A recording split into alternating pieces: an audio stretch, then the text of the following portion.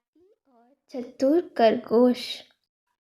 एक हरे भरे वन में नदी किनारे हाथियों का एक समूह रहता था, जिसका मुख्य चतुर्दंत नामक हाथी था। वर्षों से वह समूह उस वन में सुखमय जीवन व्यतीत कर रहा था, किंतु एक समय वन अकाल की चपेट में आ गया। नदी का जल सूख गया, वन की हरियाली चली गई और हाथी भूख प्यास से मरने लगे।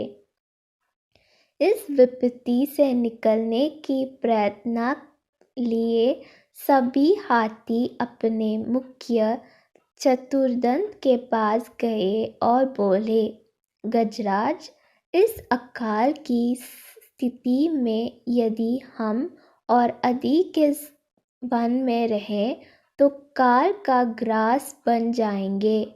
यहाँ भूखे प्यासे रहना दुष्कर है। कृपा कर किसी अन्य स्थान की खोज करें जहाँ जल स्रोत और हरियाली हो। चतुर्दंत विचार मगन हो गया।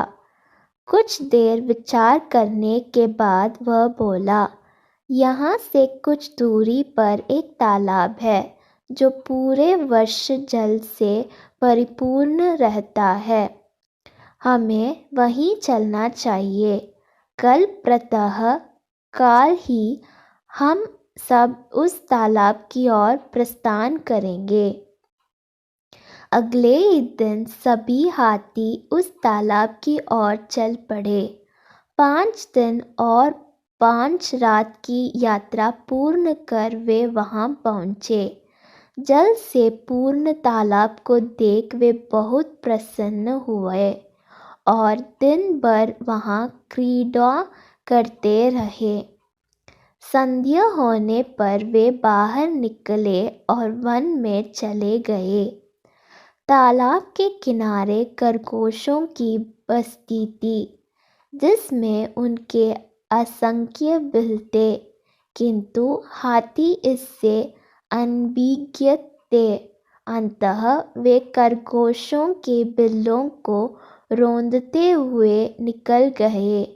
खरगोशों के बिल तहस नहस हो गए।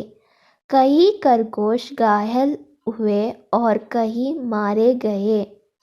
हाथियों के जाने के बाद सभी खरगोश एकत्रित हुए और स्वयं पर आए इस संकट के विषय में चर्चा करने लगे।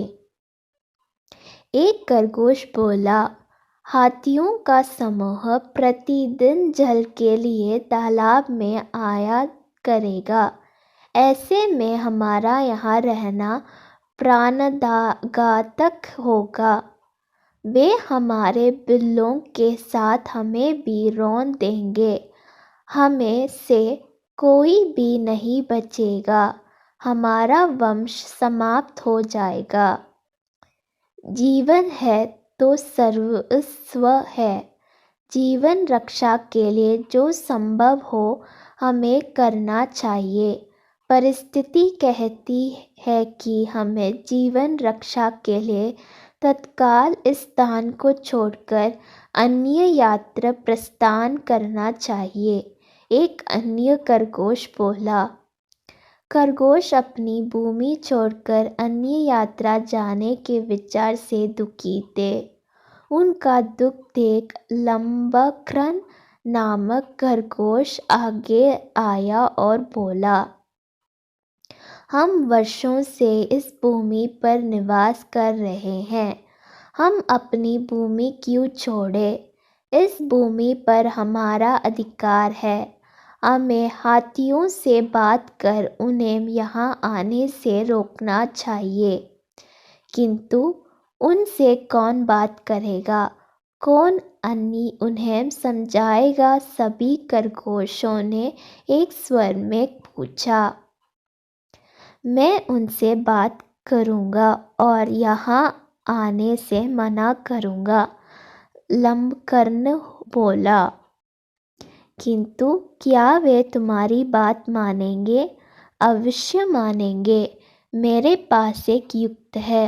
मैं उनसे कहूँगा कि ये तालाब चंद्रमा में बैठे खरगोश का है और उसने आप लोगों का यहाँ आने से मना किया है। संभवतः वे मेरी बात मान जाएंगे। लंबकर्ण बोला। अगले दिन लंबकर्ण हाथियों के मुखिया से मिलने तालाब के मार्ग से स्थित एक ऊंचे टीले पर बैठ गया। जब हाथियों का समूह वहां से गुजरा तो वह हाथियों के मुखिया चतुर्दंत से बोला, गजराज, क्या आपका ज्ञात नहीं यह तालाब चांद में रहने वाले खरगोश का है। आपको बिना उसकी अनुमति के इस तालाब के जल का उपयोग नहीं करना चाहिए। चतुर्दंत ने पूछा, तुम कौन हो? मैं चांद में रहने वाली खरगोश का संदेशवाहक हूँ। उसने मुझे अपने संदेश के साथ आपसे मिलने भेजा है। लंबकर्ण बोला। संदेश? क्या वह है? चतुर्दंत ने फिर से पूछा। संदेश यह है कि इस पवित्र तालाब में चंद्रदेव का वास है, इसलिए तुम लोग इसके जल का उपयोग नहीं कर सकते। मैं कैसे मान लूं कि ये तालाब चंद्रदेव का है?